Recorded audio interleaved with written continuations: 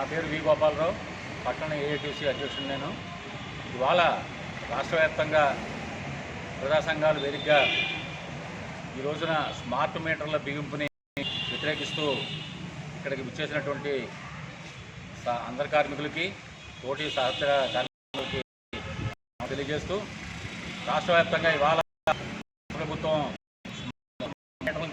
Smart meter ద్వారా electric ఛార్జీలు అదనంగా ఆలోచనతో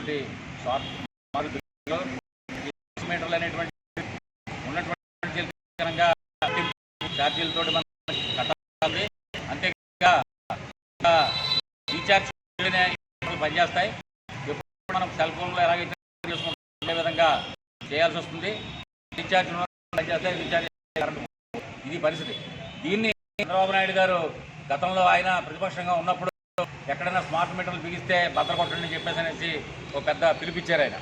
ఇవాళ ఆయన అధికారంలోకి వచ్చిన తర్వాత, కూటమి ప్రభుత్వం అధికారంలోకి వచ్చిన తర్వాత స్మార్ట్ మీటర్లు బిగించండి అని చెప్పేసి ఆయన ఎలక్ట్రిక్ అధికారుల మీద ఒత్తిడి తీసుకొస్తున్నారు. ఆ నేపథ్యంలో ఆ అధికారులు ఇళ్ళకొచ్చి షాపులకు వచ్చి బిగించడం జరుగుతుంది.